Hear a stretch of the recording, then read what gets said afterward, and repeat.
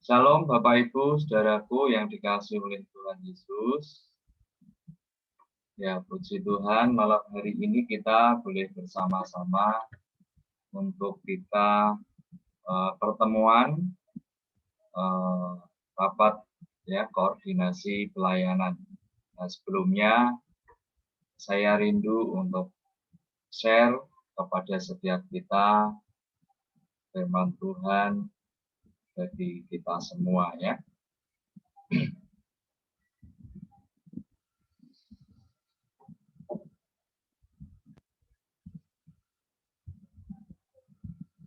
Oke. Bisa dilihat Bapak Ibu saudaraku? Bisa.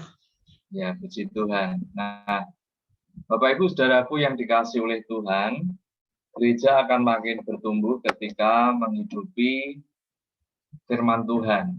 Nah, firman Tuhan harus terus disampaikan kepada kita, kepada gerejanya, dan pengajaran itu ketika diterima oleh setiap umat Tuhan akan memerdekakan. Ya, jadi pengertian akan firman Tuhan ketika menerima dan mempercayai dan melakukannya itu akan memerdekakan orang itu untuk semakin bertumbuh di dalam Tuhan. Nah, kemarin kami diberkati dengan pertemuan PA di mana membahas tentang memperlengkapi orang-orang kudus, karena memanglah demikian hari-hari ini bahwa gereja Tuhan terus diperlengkapi sebagai orang-orang kudus, umat pilihan Tuhan yang sudah ditebus, harus terus diperlengkapi untuk pekerjaan Tuhan.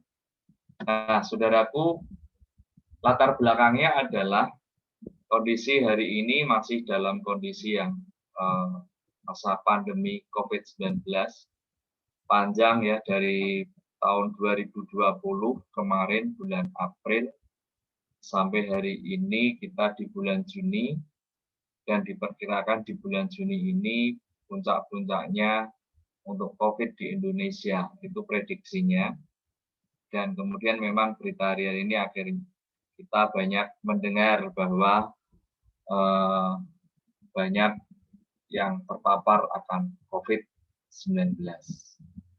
Kemudian itu mengakibatkan masalah, tantangan, kendala yang ada, yang berbeda dari sebelumnya. Jadi kendala-kendala yang kita alami hari-hari ini sungguh berbeda dengan tantangan dan kendala di tahun kemarin. Dan kita juga tidak bisa melakukan pelayanan mengandalkan pengalaman kita tahun lalu atau tahun-tahun sebelumnya. Itu yang terjadi. Nah, saudaraku, lalu apa yang mendasari kita? Yang pertama, bahwa segala sesuatu ada masanya. Ya, di Pengkhotbah 3 ayat 1 dikatakan untuk segala sesuatu ada masanya, untuk apapun di bawah langit ada waktunya. Nah, kita tidak berlama-lama dengan satu keadaan sehingga kemudian kita memaklumkan diri dan kemudian tidak melakukan sesuatu. Tetapi memang ya kalau memang ini masanya pandemi, ya mari kita hadapi bersama-sama masa pandemi ini dengan cara yang baru, gitu ya saudaraku. Karena memang masanya seperti ini. Kita tidak perlu memakai satu alasan ya gitu dalam masa sekarang ini, masa pandemi, kemudian menjadi alasan bagi kita untuk kemudian kita tidak semakin maju. Tetapi memang masanya seperti ini, tetapi di dalam Tuhan terus bisa maju. Nah, gitu ya. Jadi ada masanya. Ketika masa seperti ini pun kita bisa terus maju di dalam Tuhan. Nah, kemudian saudaraku, dasar yang kedua yang perlu kita pahami adalah anggur yang baru, ya harus ditaruh di kirbat yang baru. Ya, Matius 9 ayat 17 dikatakan, begitu pula anggur yang baru tidak diisikan ke dalam kantong kulit yang tua, Karena jika demikian, kantong itu akan koyak, sehingga anggur itu terbuang, dan kantong itu pun hancur. Tetapi anggur yang baru disimpan orang dalam kantong yang baru pula. Dan dengan demikian, terpeliharalah kedua-duanya. Ya. Jadi kita tidak bisa mengandalkan pengalaman kita di tahun-tahun lalu untuk menghadapi pelayanan kita di masa pandemi ini. Tetapi kita harus menyadari bahwa kita memerlukan satu pengalaman baru untuk tahun ini dan tahun-tahun ke depan bersama dengan Tuhan. Ya. Sehingga kita boleh melalui itu bersama dengan Tuhan dan semakin maju di dalam. Nah, juga menjadi dasar kita adalah tentang kepemimpinan, saudaraku. Jadi mertua Musa, ya, Yitro, itu memberikan nasihat kepada Musa tentang kepemimpinan. Jadi waktu itu Musa menghadapi banyak orang yang menemui dia karena ada banyak persoalan yang harus dihadapi. Nah, itu ada dalam Keluaran 18. Saya bacakan secara cepat saja ya, nanti bisa dibaca, nanti PowerPoint-nya akan saya bagikan ke Bapak Ibu Saudaraku untuk bisa kita pelajari lagi dan kita menjadi satu pemahaman yang sama, menjadi sebuah kesepakatan kita untuk kemudian kita bergerak maju ke depan. Ya, ketika mertua Musa melihat segala yang dilakukannya kepada bangsa itu, berkatalah ia, apakah ini yang kau lakukan kepada bangsa itu? Mengapakah engkau seorang diri saja yang duduk sedang seluruh bangsa itu berdiri di depanmu dari pagi sampai petang? Kata Musa kepada mertuanya itu, sebab bangsa ini datang kepadaku untuk menanyakan petunjuk Allah. Apabila ada perkara di antara mereka, maka mereka datang kepadaku dan aku mengadili antara yang seorang dan yang lain. Lagi pula, aku memberitahukan kepada mereka ketetapan-ketetapan dan keputusan-keputusan Allah. Tetapi mertua Musa menjawabnya, tidak baik seperti yang kau lakukan itu.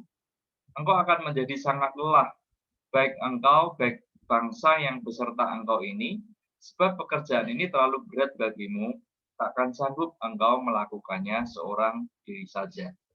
Nah, demikian juga pelayanan kita di Bubaan, tidak bisa hanya dikerjakan oleh satu orang, tetapi kita boleh bersama-sama menjadi tim bersama untuk kita boleh melayani jemaat Tuhan.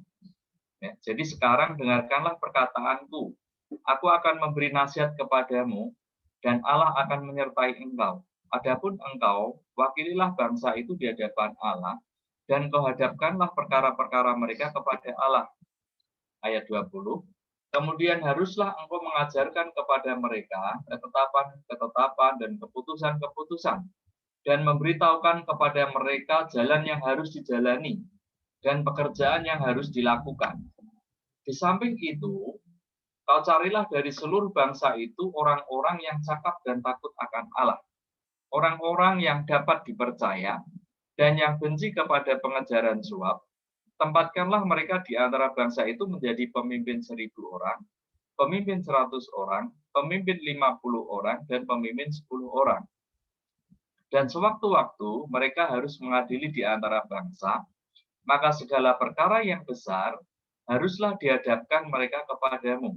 Tetapi segala perkara yang kecil diadili mereka sendiri. Dengan demikian, mereka meringankan pekerjaanmu, dan mereka bersama-sama dengan engkau turut menanggungnya. Jika engkau berbuat demikian dan Allah memerintahkan hal itu kepadamu, maka engkau akan sanggup menahannya, dan seluruh bangsa ini akan pulang dengan puas senang ke tempatnya.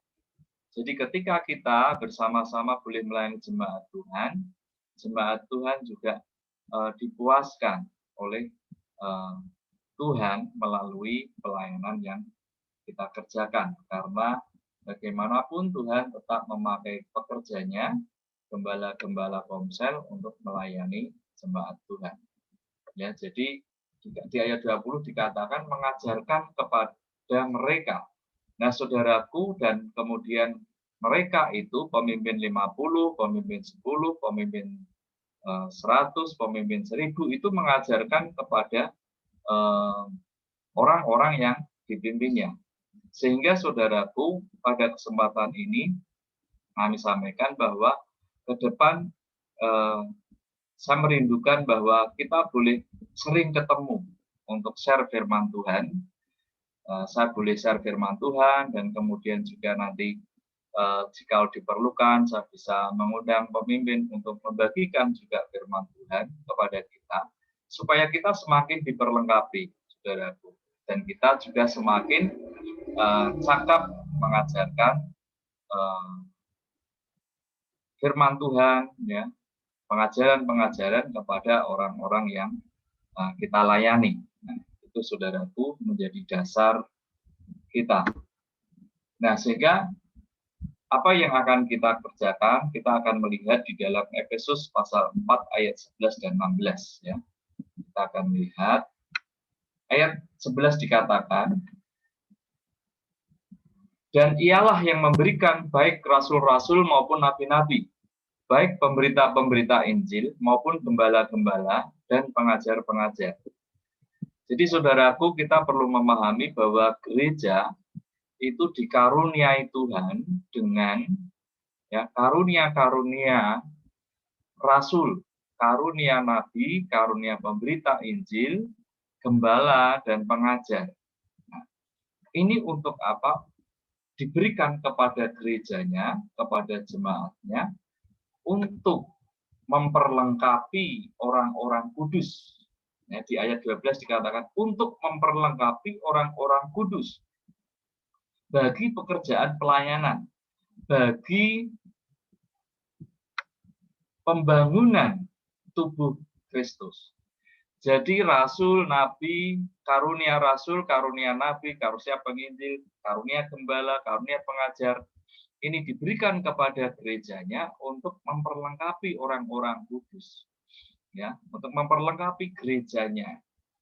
Umat yang sudah dikuduskan dengan darahnya sendiri, orang-orang yang sudah ditebus dengan darahnya, ya, untuk memperlengkapi kita bagi pekerjaan pelayanan. Jadi di dalam pelayanan itu kita perlu terus diperlengkapi. Kemudian juga untuk pembangunan tubuh Kristus, ya.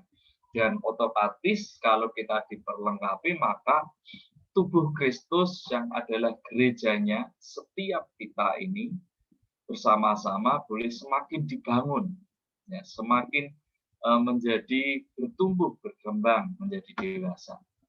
Di ayat yang ke-13 dikatakan, sampai kita semua telah mencapai kesatuan iman dan pengetahuan yang benar tentang anak Allah. Jadi sampai setiap kita mencapai kesatuan iman dan pengetahuan yang benar tentang anak Allah. Jadi ini pengenalan akan Allah, pengenalan akan Kristus itu semakin terus berkembang dan bertumbuh. Juga mencapai kedewasaan penuh dan tingkat pertumbuhan yang sesuai dengan kepenuhan Kristus. Jadi semakin bertumbuh, semakin dewasa, gitu ya. Karena kalau kita terus diajar, kita memiliki hati seorang murid, maka kita akan semakin bertumbuh menjadi semakin dewasa. Ya. Nah, saudaraku, di ayat yang ke-14 di kitab Efesus pasal 4 itu dikatakan, sehingga kita bukan lagi anak-anak yang diombang-ambingkan oleh rupa-rupa angin pengajaran, oleh permainan palsu manusia dalam kelicikan mereka yang menyesatkan, tetapi dengan teguh berpegang kepada kebenaran di dalam kasih kita, bertumbuh di dalam segala hal ke arah Dia, Kristus yang adalah kepala. Jadi kalau kita semakin diperlengkapi, semakin sering diperlengkapi, saudaraku, kita bukan lagi seperti anak-anak yang mudah diombang-ambingkan oleh angin pengajaran. Gitu ya.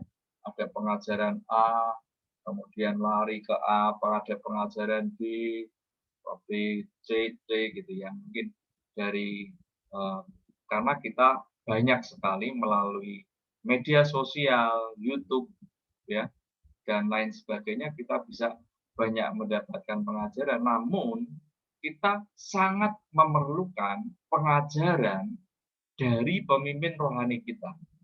Karena mereka lah, pemimpin rohani kita lah yang mengerti kondisi kita. Jadi makanan yang akan disajikan itu akan pas buat kita. Karena memang Tuhan sudah percayakan sebagai gembala, sebagai pemimpin rohani, sebagai orang tua yang menyiapkan makanan rohani bagi anak-anak rohaninya. Nah, itu akan lebih pas dan lebih tepat bagi kita. Sekalipun kita kadang merasa, ini kok makanan yang disajikan oleh bapak saya atau pemimpin saya begini-begini saja. Tetapi sesungguhnya itulah yang pas dan tepat buat kita. Ya. Jadi sehingga kita semakin kuat. Gitu. Nah, di ayat 16, daripadanya lah seluruh tubuh yang rapi tersusun dan diikat menjadi satu oleh pelayanan semua bagiannya, sesuai dengan kadar pekerjaan tiap-tiap anggota, menerima pertumbuhannya dan membangun dirinya dalam kasih. Ya. Jadi kita perlu pahami bahwa Tuhan menganugerahkan itu kepada kita, mengaruniakan kepada gerejanya, ya, yang mengajar kita, dan itu datangnya daripada Tuhan, supaya gerejanya ini tubuhnya tersusun rapi dan menjadi satu kesatuan oleh pelayanan dalam semua bagian masing-masing, ya, sesuai dengan kadar pekerjaan tiap-tiap anggota, namun semuanya mengalami pertumbuhan dan semuanya membangun dirinya di dalam kasih. Nah, saudaraku yang dikasihi oleh Tuhan Yesus, sehingga saudaraku kita perlu untuk nanti ke depan kita sering bertemu, ya. Saya sih mengajak menjadwalkan sesering mungkin untuk kita boleh pertemuan, ya. Jadi untuk kita boleh semakin diperlengkapi. Nah, saudaraku, juga diperlukan di dalam gereja ini, kita masuk kepada kemudian rapat koordinasi pelayanan, bahwa kita ini perlu terus merencanakan, kemudian melakukan apa yang kita rencanakan, kemudian apa yang kita lakukan itu kemudian kita evaluasi, ya. Kemudian setelah kita evaluasi, kita kerjakan. Apa sih hasil evaluasi itu untuk kita lakukan, ya. Ketika kita merencanakan sesuatu pelayanan, tentunya kita sedang belajar untuk mendengar suara Tuhan. Bagaimana Tuhan merindukan suatu bagi gerejanya, dan kemudian kita bersama-sama belajar mendengar Tuhan, suaranya untuk kita kerjakan. Dan kemudian ketika kita mengerjakan rencana-rencana yang sudah kita buat, ini kita sedang belajar dalam ketaatan. Nah, kemudian kita juga dari apa yang kita lakukan, kemudian kita perlu dengan rendah hati dan lemah lembut menerima evaluasi dan mau dievaluasi. Jadi itu akan mendewasakan kita, saudara. Bukan evaluasi itu bukan untuk mencari salah dan benarnya, atau kalau bagus hanya sekedar mendapatkan pujian, kalau tidak bagus kemudian dipaidu, begitu ya. Bukan hanya sekedar itu, tetapi sungguh itu juga menjadi alat Tuhan untuk mendewasakan kita sebagai umat Tuhan. Juga sebagai bentuk kita ini sedang menunjukkan integritas kita sebagai anak-anak Tuhan, sebagai gembala, sebagai pekerja, ya, rekan kerja Tuhan. Di dalam kita melakukan sesuatu pelayanan ini, kita bertanggungjawabkan. Jadi ketika kita mempertanggungjawabkan, memang ada evaluasi mungkin, ya. Nah, namanya evaluasi, sekali lagi saudaraku, pasti tidak enak gitu, ya. Apalagi kalau ada kurang-kurangnya apa yang kita lakukan gitu. Jadi itu kayaknya nyesek gitu. sudah lakukan, masih dipaidu, misalkan begitu ya. Nah, itu yang perlu kita pahami. Jadi kita harus belajar memiliki kerendahan hati, kelemah lembutan untuk kita boleh melakukan evaluasi. Memang tidak banyak orang senang untuk dievaluasi. Tetapi saudaraku, melalui kesempatan ini, saya mengajak kita semua, sekalipun evaluasi itu tidak menyenangkan daging kita, tetapi mari kita bersama-sama bertumbuh, terus belajar. Itu mendewasakan kita, itu membentuk kita.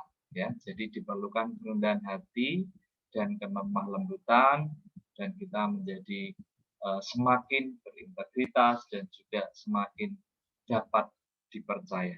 Dan kemudian hasil evaluasi itu kemudian kita wujudkan lagi dalam satu bentuk kerangka yang bisa kita kerjakan lagi supaya lebih baik lagi, ya, dengan antusias karena ada Yesus di dalam kita, semakin bersemangat bergiat, tidak mudah menyerah, tidak putus asa, tetapi terus bergiat. Karena kita mengerti bahwa kita melakukannya untuk Tuhan, ya.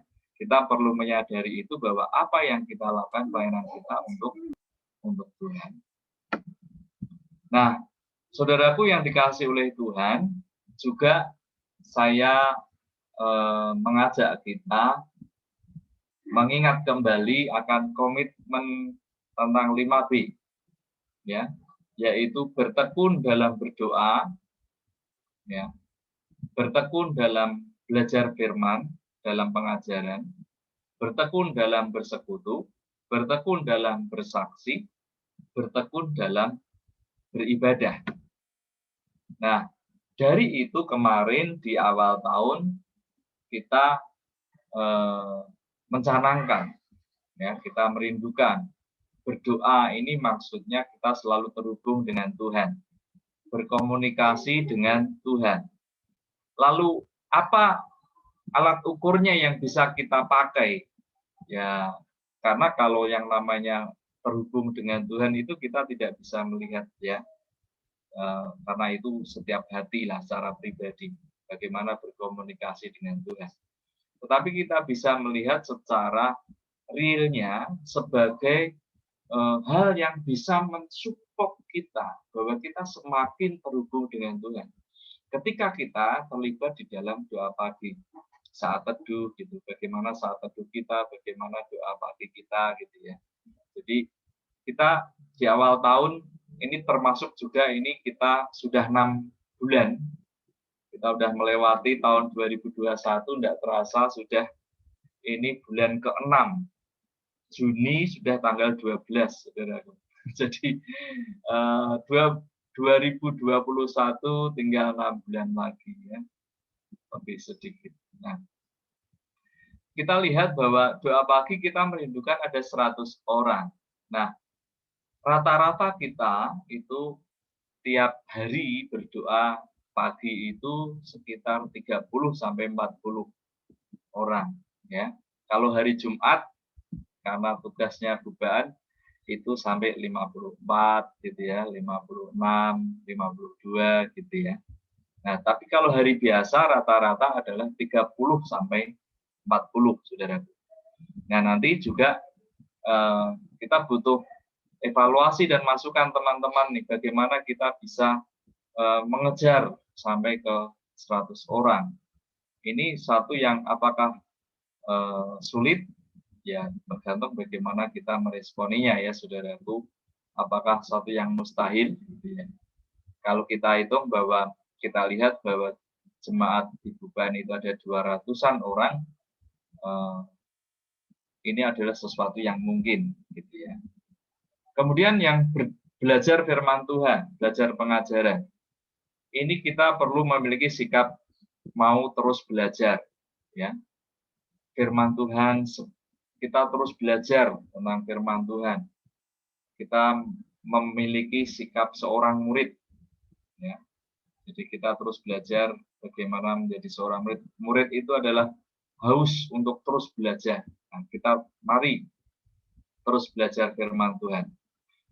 Supaya apa? Supaya menjadi serupa dengan gambaran anaknya, menjadi serupa dengan Kristus. Nah, alat ukur yang bisa kita pakai yang dapat dilihat itu adalah bagaimana abahnya baca Alkitabnya, kemudian PA-nya, gitu ya. Apakah PA ini menjadi satu kegairahan atau malah menjadi satu, aduh, memberatkan, gitu ya. Jadi karena ada respon kan, waduh kalau PA ini mungkin eh, memberatkan, kayak mungkin menyita waktu dan lain sebagainya, atau respon kita malah bergairah ketika ada yuk kita PA, iya iya iya gitu ya. Nah, itu juga menjadi bisa kita lihat bagaimana pertumbuhan kita dan pertumbuhan jemaat di dalam Tuhan gitu ya. Kemudian komitmen yang ketiga adalah bersekutu ya, bertekun dalam bersekutu. Nah, ini kita menyatakan kehidupan saling, ya, saling meneguhkan, saling melayani, saling membantu, saling mendoakan, saling mengunjungi gitu ya. Kunjungan baik lewat telepon, ya, video call atau kunjungan secara fisik ke rumah gitu ya, dengan tetap mengenakan protokol kesehatan gitu ya. Nah, bagaimana kita menerapkannya ini, sejauh mana? Nah, kita bisa ukur setiap kita kan, apakah kita sudah maksimal atau belum. Nah, kalau kita lihat kan mungkin ukuran yang simpelnya adalah di komselnya. Bagaimana komsel kita? Apakah berjalan ataukah berjalan tetapi berbeda, ataukah semakin bergairah atau lesu. Nah, ini saudaraku, mari kita bersama-sama lihat. Ya, kalau di tahun 2020 itu kita sempat mencanangkan 100 komsel gitu ya.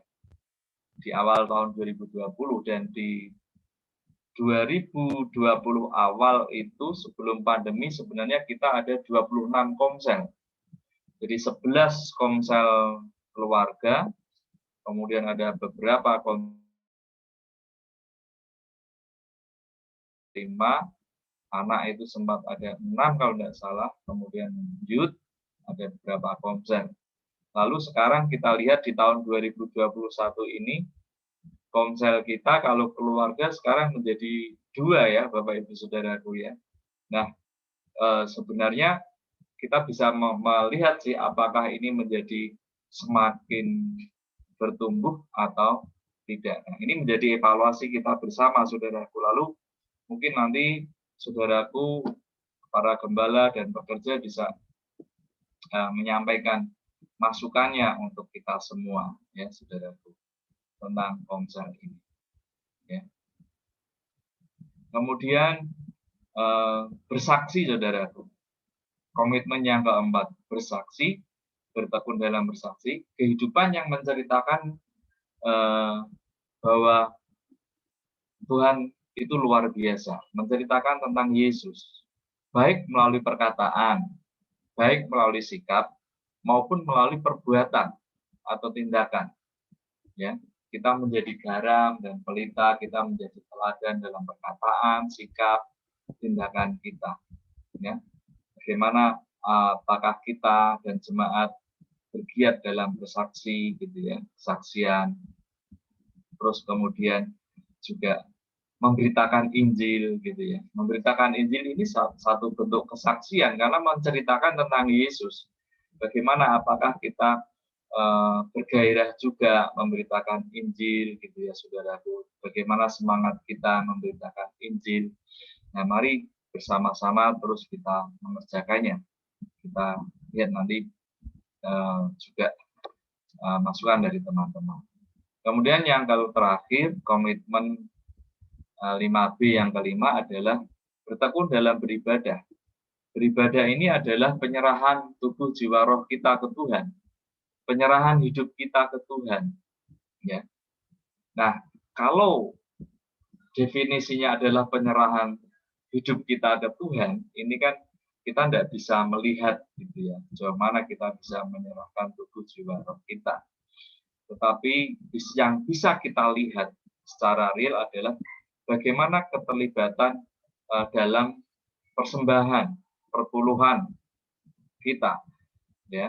Itu ada satu penyerahan, itu belum penyerahan tubuh ya, masih dalam penyerahan bentuk materi yang bisa kita lakukan.